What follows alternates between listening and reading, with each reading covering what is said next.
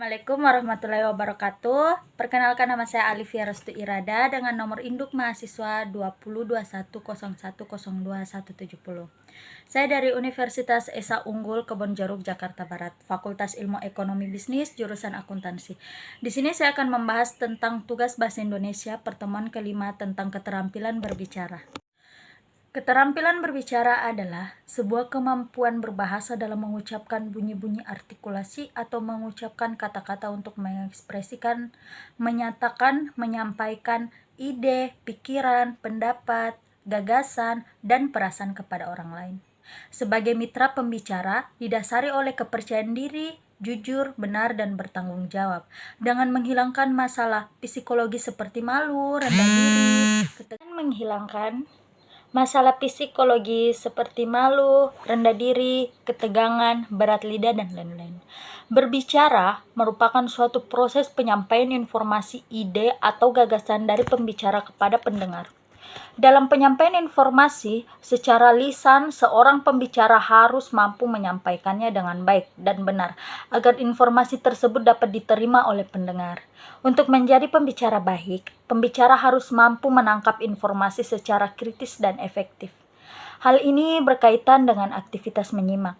Apabila pembicara merupakan seorang penyimak yang baik, maka ia mampu menangkap informasi dengan baik. Tujuan keterampilan berbicara. Tujuan berbicara secara umum adalah karena adanya dorongan keinginan untuk menyampaikan pikiran atau gagasan kepada orang lain yang diajak berbicara. Sedangkan tujuan secara khusus ialah mendorong orang untuk lebih bersemangat, mempengaruhi orang lain agar mengikuti atau menerima pendapat atau gagasannya. Menyampaikan sesuatu informasi kepada lawan bicara, menyenangkan hati orang lain, memberi kesempatan lawan bicara untuk berpikir dan menilai gagasannya. Pembelajaran dalam melatih keterampilan berbicara harus mampu memberikan kesempatan kepada setiap individu mencapai kemampuan berbicara dengan baik.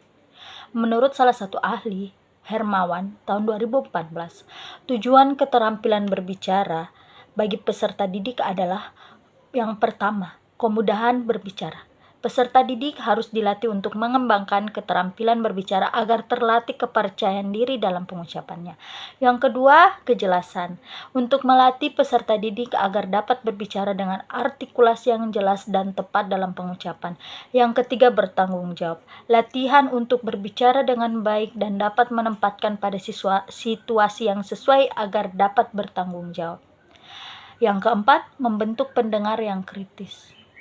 Melatih dalam menyimak lawan bicara dan mampu mengoreksi jika ada ucapan yang salah.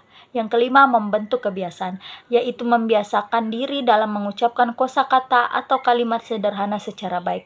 Dan ini juga harus dibantu oleh lingkungan sekolah atau guru.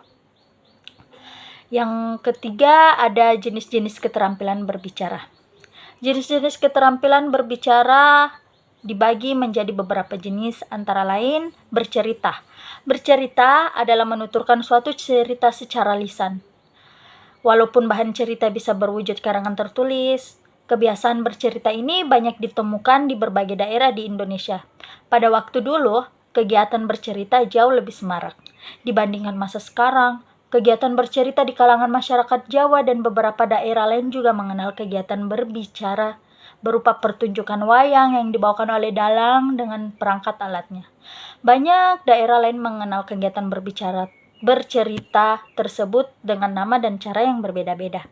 Kegiatan bercerita yang disebutkan di sini lebih bersifat tradisional, berlaku secara turun-temurun. Poin kedua, ada debat.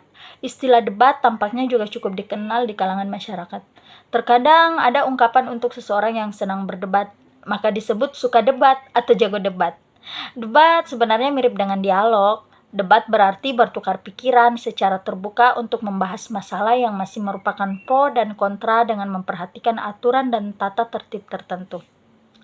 Poin ketiga, ada diskusi. Istilah diskusi cukup dikenal, terutama di kalangan kaum terdidik. Bagi kalangan kampus, diskusi sudah merupakan kegiatan yang dianggap lazim. Diskusi diartikan sebagai pertemuan ilmiah untuk bertukar pikiran mengenai suatu masalah. Diskusi kelompok biasanya ditandai dengan lebih terbatasnya jumlah peserta. Tingkat keformalannya kurang menonjol. Diskusi panel biasanya menghadirkan beberapa pembicara kunci atau para penyaji materi. Kemudian diikuti audiens. Dalam diskusi panel yang banyak berperan adalah para panelis, para penyaji atau pembicara. Audiens memang diberi kesempatan memberikan pendapat atau tanggapan, tetapi jatahnya lebih sedikit. Poin ketiga ada wawancara. Wawancara merupakan kegiatan tanya jawab dengan seseorang yang diperlukan untuk dimintai keterangan atau pendapatnya mengenai suatu hal untuk dimuat dalam surat kabar. Disiarkan melalui radio atau ditayangkan pada layar televisi. Istilah wawancara sudah tidak asing lagi di kalangan masyarakat. Wawancara mirip dengan dialog, namun wawancara cenderung lebih mengaktifkan orang yang diwawancarai. Tentu amat beragam. Orang yang diwawancarai biasanya merupakan seorang ahli atau narasumber, biasa juga anggota masyarakat biasa. Selanjutnya, pidato dan ceramah. Pidato adalah sebuah kegiatan berbicara di depan umum atau berorasi untuk menyatakan pendapatnya atau memberikan gambaran tentang suatu hal. Sedangkan ceramah merupakan suatu kegiatan berbicara di depan umum dalam situasi tertentu untuk tujuan tertentu dan kepada pendengar tertentu. Yang terakhir ada percakapan. Percakapan adalah dialog antara dua orang atau lebih. Membangun komunikasi melalui bahasa lisan, melalui telepon, misalnya, dan tulisan di chatroom. Percakapan ini bersifat interaktif, yaitu komunikasi secara spontan antara dua orang atau lebih. Selanjutnya ada teknik keterampilan berbicara.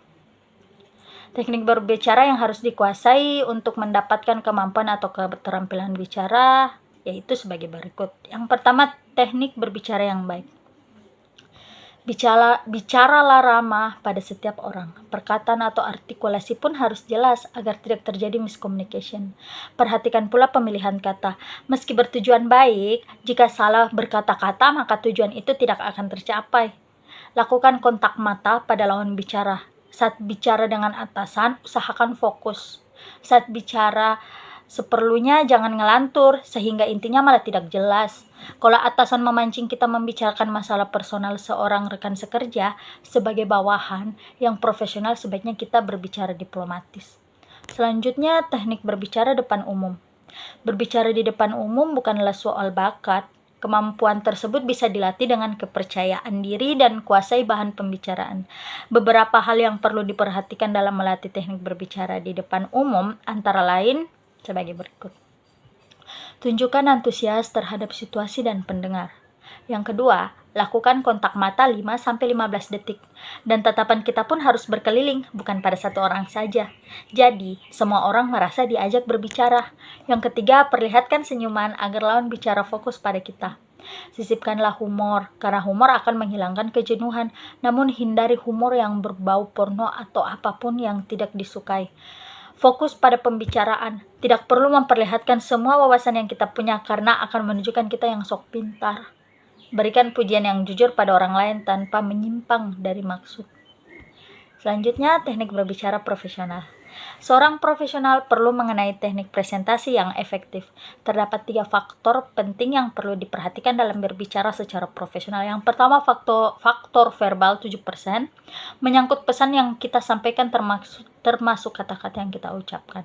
Faktor vokal 38%, seperti intonasi, penekanan, dan resonasi suara.